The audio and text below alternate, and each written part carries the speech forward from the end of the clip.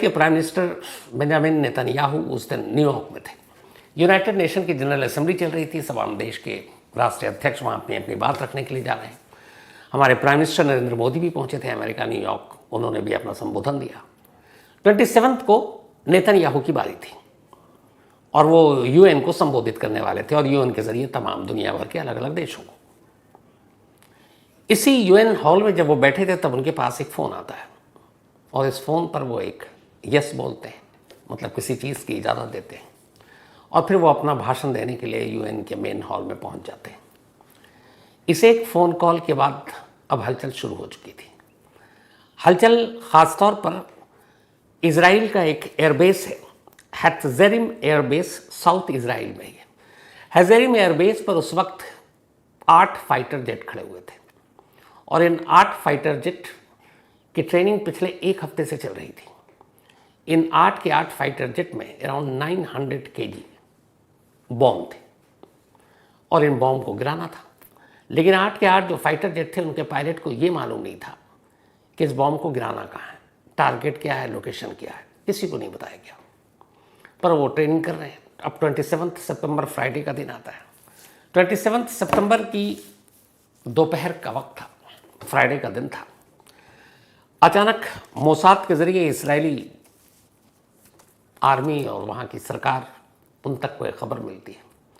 खबर यह कि हिजबुल्लाह चीफ हसन नसरुल्लाह दोपहर के बाद बैरूत के साउथ एरिया में एक दही करके जगह है, वहाँ पर एक हिजबुल्लाह के टॉप कमांडर की एक खुफिया मीटिंग लेने वाला है। लोकेशन एकदम सही बताया गया और सटीक, और फिर उसके नक्शे भी मिले और कहा गया कि यहीं पर है। 27 सितंबर फ्राइडे का दिन और आफ्टरनून में।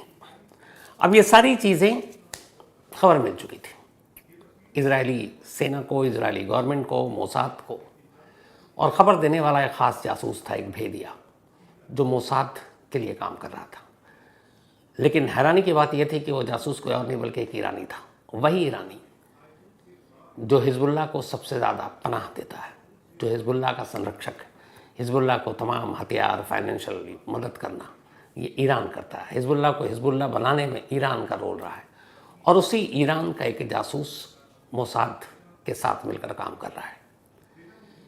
पिछले कई सालों से मोसाद नसरुल्लाह का लोकेशन पता करने की कोशिश कर रही थी। लेकिन दिक्कत यह थी कि हसन नसरुल्लाह कभी सार्वजनिक तौर पर, खुले तौर पर पब्लिक अपीयरेंस देता ही नहीं था।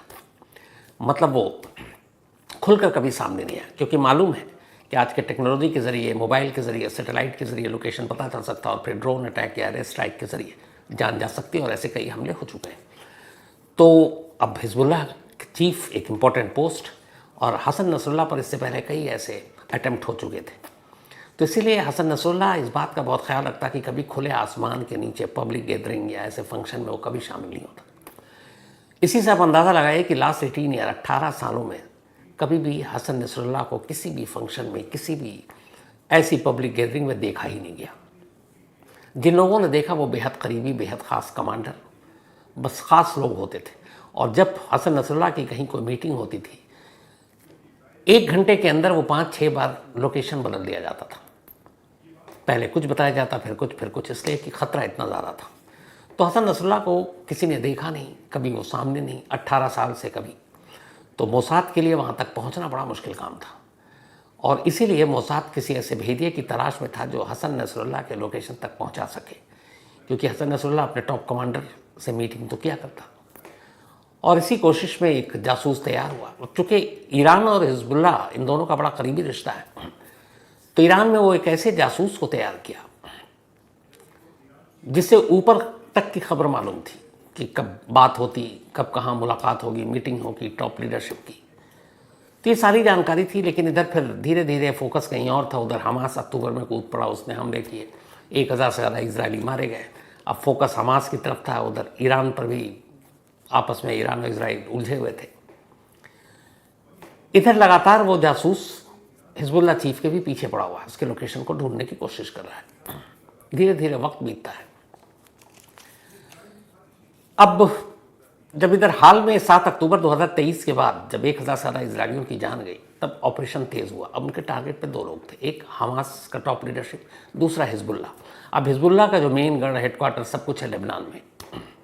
अब लेबनान में भी ऐसी जगह पर जहाँ पर मतलब डायरेक्ट हमला करना आम, अगर सिविलियंस की मौत होती है तो फिर दुनिया में उसको लेकर हंगामा भी मचेगा, तो बड़ा क्रिटिकल सिचुएशन। और ये वही हसन नसरुल्लाह जिसने अपने कमांडर और हिजबुल्लाह के तमाम जो लड़ाके थे उनको ये ऑर्डर दिया था कि मोबाइल से दूर रहो। ये कहानी आपको सुनाई थी। और फिर पेजर पर वो लौटा, और यही वो पेजर था जिसके अभी 17 सितंबर को पेजर ब्लास्ट हुआ था लेबनान में, बैरूत और उसके आसपास के इलाकों में। तो पेजर 17 सितंबर को पेजर ब्लास्ट हुआ, उसके बाद वॉकी टॉकी ब्लास्ट हुआ, ये सब कुछ चल रहा है। अब इसी दौरान में मोसाद और मोसाद का वो जासूस इस बात पर भी लगा हुआ कि इस पेजर धमाके, इस वॉकी टॉकी धमाके के बाद हिजबुल्लाह का रिएक्शन और एक्शन क्या होगा, अब आगे क्या, क्योंकि कम्युनिकेशन के तार को काट दिया गया है, मोबाइल बंद, पेजर धमाके कर दिया, पेजर को कोई छूने में भी डर रहा है। वॉकी टॉकी जिससे आप दूसरा कम्युनिकेशन कर सकते हैं, उसमें इतने धमाके हो गए कि अब लोग वॉकी टॉकी इस्तेमाल करने से डर रहे हैं, खुद हिजबुल्लाह के लोग।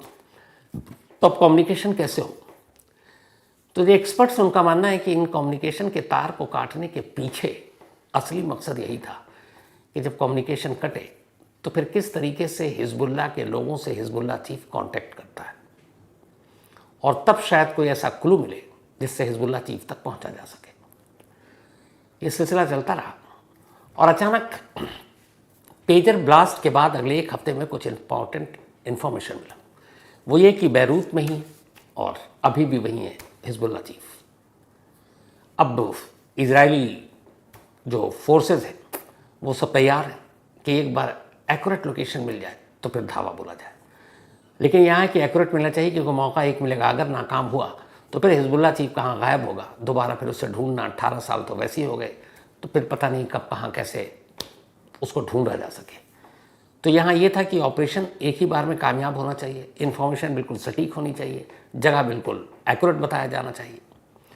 अब इन सब के पीछे लगे हुए हैं, और इस कोशिश में कि थोड़ा थोड़ा कुछ सुराग मिल रहा है, इजराइल के फाइटर जेट रिहर्सल कर रहे हैं कि कहीं किसी बिल्डिंग पर बॉम्ब गिराना है। तभी उन्हें खबर मिलती है कि हिजबुल्लाह चीफ जो है वो जब भी कोई ऐसी मीटिंग करता है, उसे मालूम है ड्रोन से या एयर स्ट्राइक से हमला हो सकता है, तो वो किसी घर या बिल्डिंग या किसी ऐसी जगह पर नहीं, बल्कि ज़मीन के अंदर बहुत गहरे बंकर के अंदर रहता है।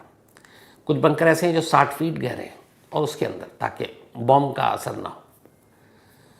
इसी बीच अमेरिका ने कुछ बंकर बस्टर भी एक्सप्लोसिव बना रखे थे, मतलब ऐसे बॉम्ब जब ऊपर से गिरते हैं तो ज़मीन के अंदर घुस जाते हैं, और ज़मीन के अंदर घुसने के बाद तब उनमें ब्लास्ट होता है। ऐसे नहीं कि ब्लास्ट हुआ और फिर गड्ढा हुआ, नहीं, वो बॉम्ब सीधे गिरता है और सीधे ज़मीन के अंदर जाता है, और ज़मीन के अंदर एक ख़ास दूरी पर जाने के बाद उस ज़मीन के अंदर उसमें धमाका होता है। तो इससे वो जो सारे बंकर हैं वो बर्बाद हो जाते हैं।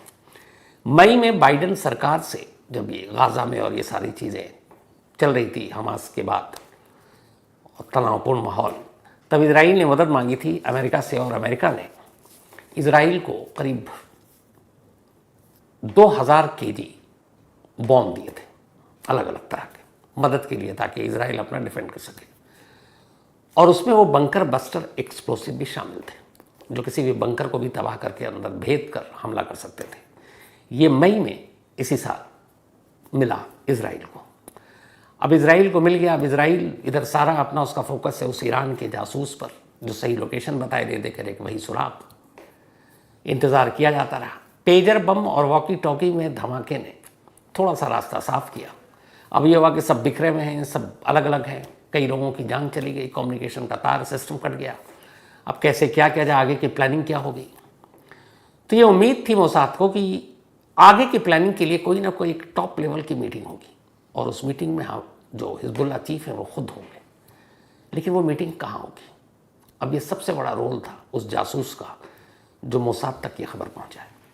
और आखिरकार वो ईरानी जासूस, उसको अचानक पता चलता है लास्ट वीक कि फ्राइडे को बैरूत से साउथ में एक एरिया है दही, उसी दही में एक मीटिंग बुलाई गई है हिजबुल्लाह के टॉप कमांडर्स की और ख़ास लोगों की।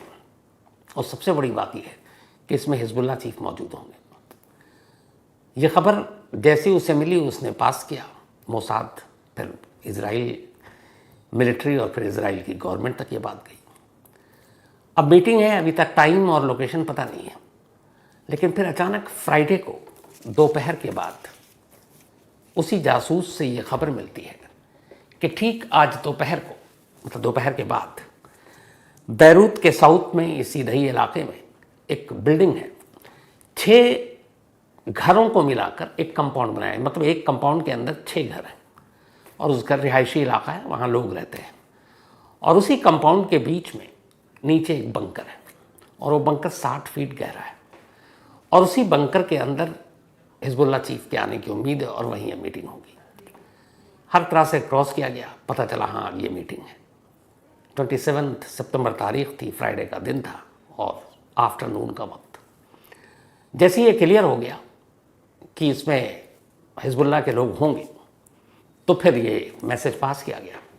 इसके बाद फ़ौरन खबर दी गई उधर बेंजामिन नेतन्याहू, इजराइल के प्राइम मिनिस्टर, जो उस वक्त न्यूयॉर्क में है और न्यूयॉर्क में यूएन में शांति और बाकी चीज़ों की बात कर रहे हैं। हालांकि उस यूएन में जब उनके भाषण की बारी आई तो बहुत सारे देश जो उनके विरोधी हैं वो उठकर वहाँ से निकल चुके थे। भाषण से जस्ट पहले नेतन्याहू के पास एक फ़ोन आता है और उस फ़ोन पर उन्हें बताया जाता है इस लेटेस्ट डेवलपमेंट के बारे में कि बैरूत में आज एक मीटिंग है और ये पक्की खबर है कि उस लोकेशन पर हिजबुल्लाह चीफ भी पहुंचेगा।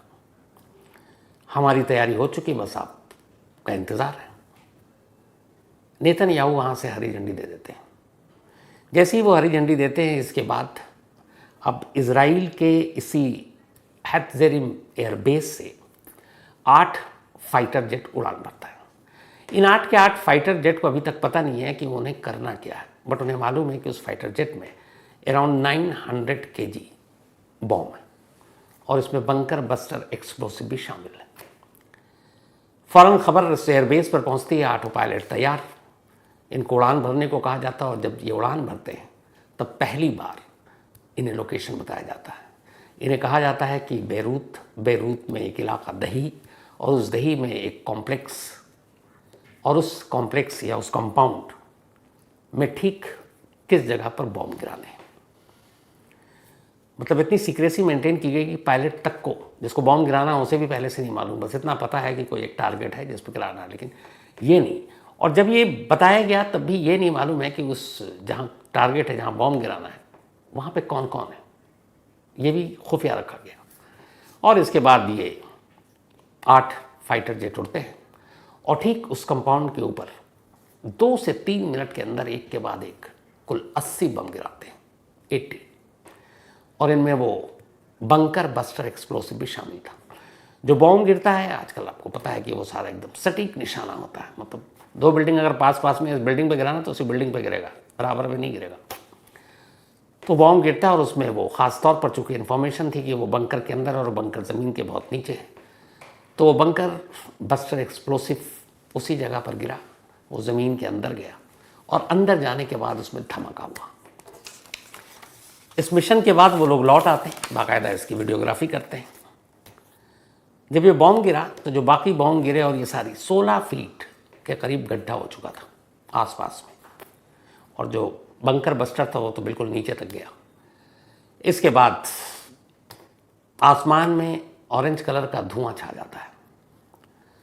फाइटर जेट वापस अपने एयरबेस पर लौट आते हैं। थोड़ी देर के बाद फिर ये खबर आती है कि इस एयर स्ट्राइक में 8 लोगों की मौत हुई और 91 घायल हुए।